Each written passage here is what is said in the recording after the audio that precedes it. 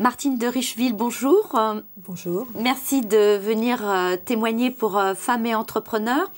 Alors, je crois que vous êtes, on peut dire, une serial entrepreneur parce que vous en êtes à au moins votre deuxième entreprise.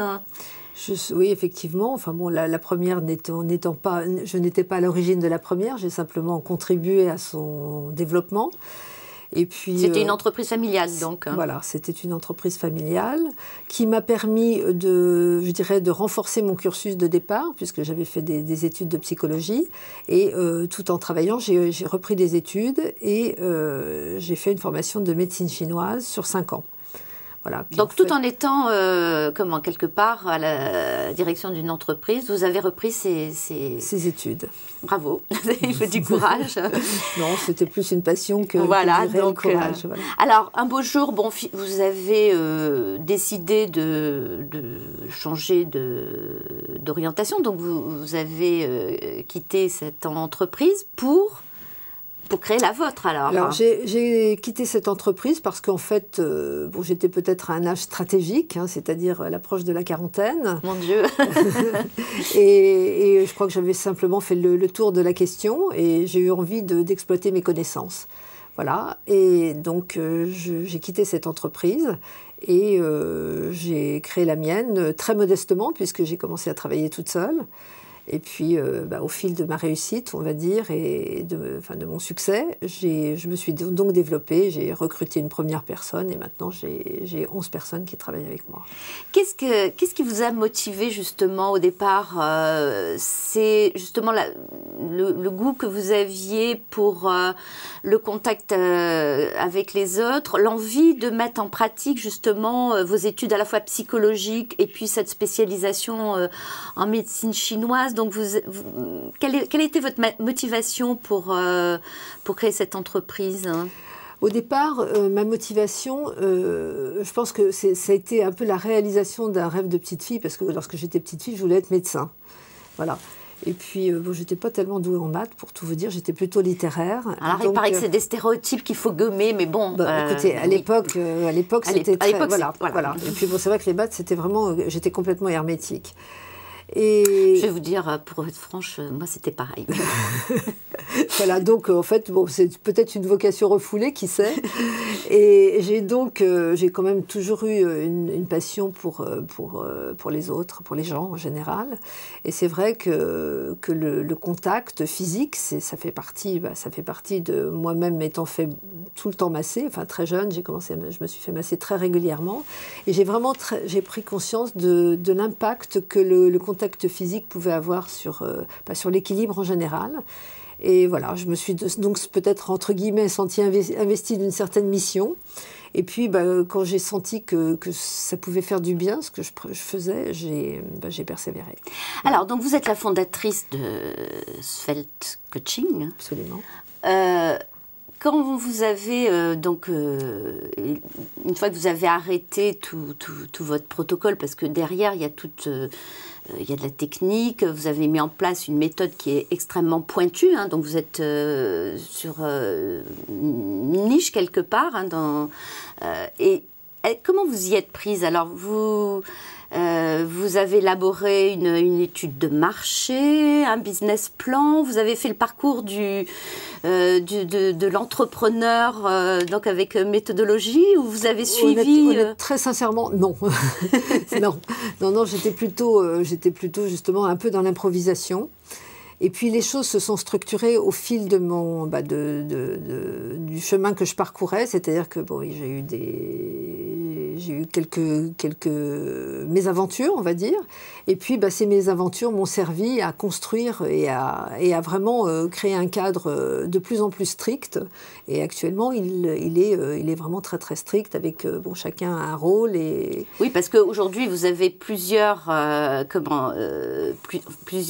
boutiques. Enfin, non, c'est des centres. Des centres, donc deux à Paris. Vous êtes également, vous avez des cabines dans des hôtels. Vous êtes aussi en Italie. Donc, le protocole est extrêmement précis. Donc, comment justement vous assurez de la qualité des prestations? Vous contrôlez beaucoup?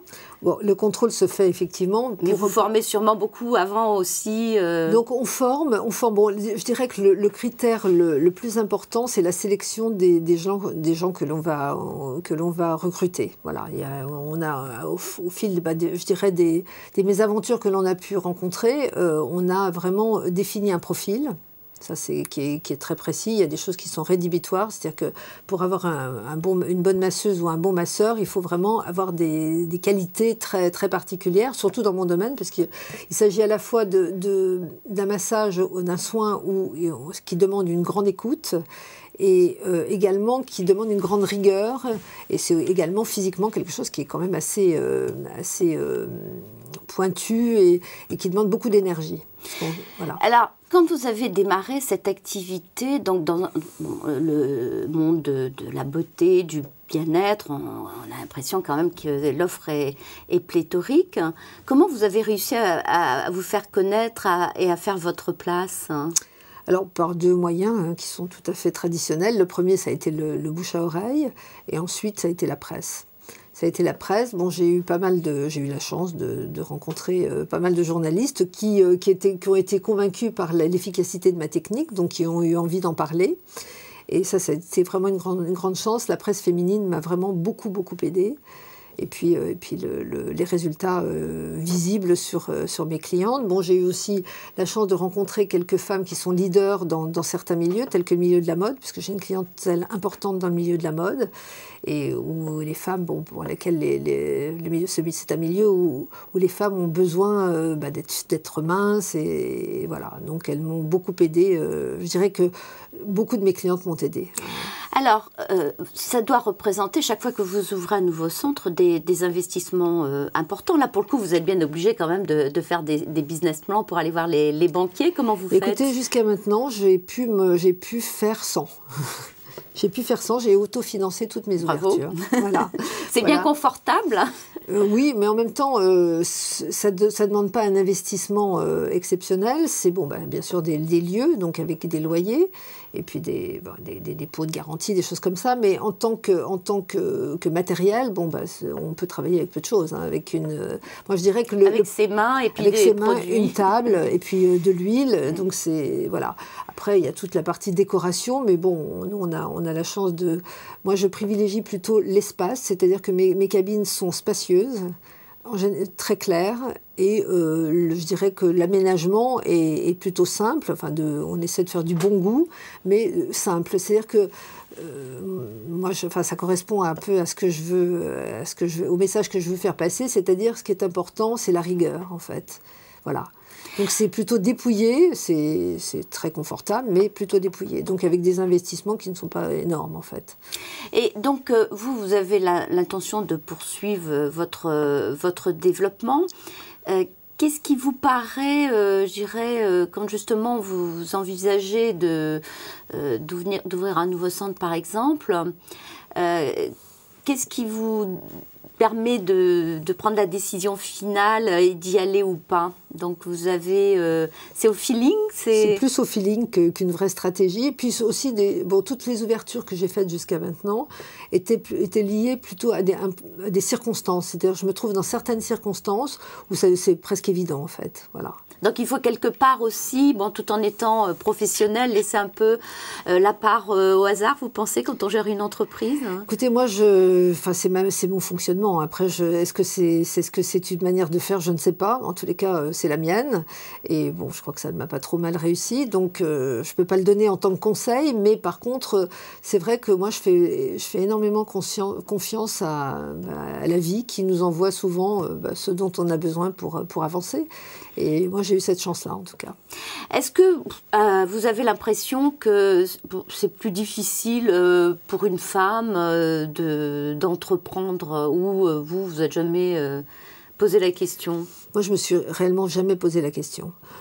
Vous êtes également membre de l'association WBMI, donc, qui aide les femmes dans leur projet d'entreprise ou à développer leur entreprise. Qu'est-ce qui vous a amené à vous inscrire dans cette démarche?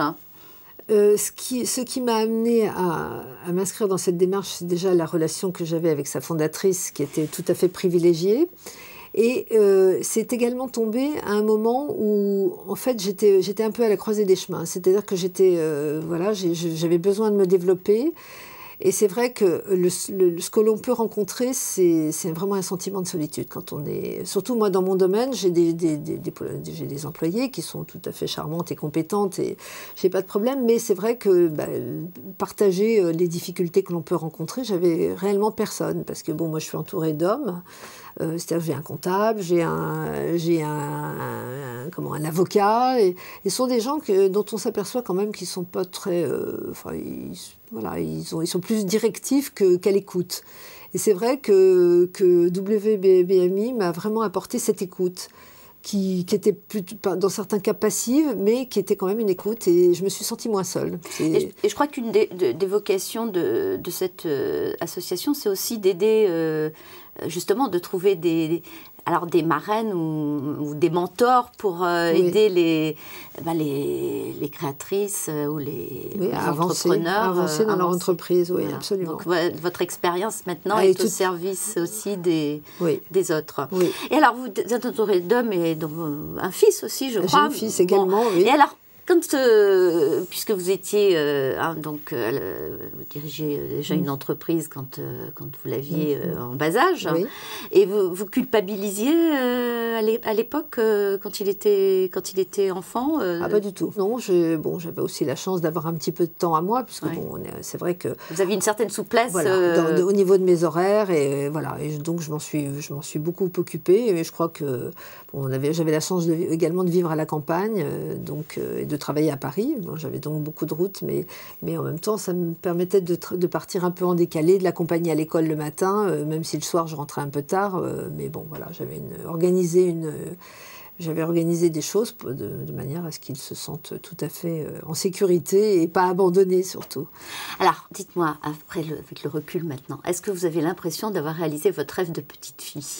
Bien, écoutez, oui.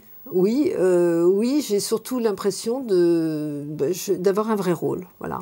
Parce que souvent quand on travaille, on a des moments de découragement, c'est que là, non, j'ai vraiment, et puis c'est vraiment un moteur. Je crois que je me suis créé un moteur qui me donne toujours envie d'aller plus loin, et je suis vraiment ravie d'avoir, même si parfois j'ai douté, parce que c'est ça aussi, être entrepreneur, rien n'est jamais acquis. En fait, on peut, et parfois je me suis dit, c'est trop dur, est-ce que je vais y arriver? Parce que quand on se lance dans cette aventure, on se dit, on a envie que d'aboutir très vite, puis on s'aperçoit que ça ne va pas aussi vite qu'on l'imaginait au départ, et qu'il y a des soucis, que parfois on régresse, mais c'est aussi cela qui nous permet de savoir exactement où on veut aller. Et moi, c'est très clair. Voilà. Et j'espère que mon fils un jour reprendra cette affaire. Et voilà. C'est votre rêve de demain, ça, alors. Voilà. Mais je crois que c'est aussi le sien. Donc, vous voyez, alors quand les rêves se rejoignent, voilà. Je crois que c'est effectivement clairement ce qui peut arriver de mieux pour un entrepreneur, c'est d'assurer la pérennité, la continuité avec ses enfants. Bien sûr. Eh bien, écoutez, en tout cas, c'est ce que je vous souhaite. Et je vous remercie pour ce témoignage. Et puis, ouvrez plein d'autres centres. Donc, écoutez, merci. Voilà. Merci beaucoup d'être venu. Merci à vous.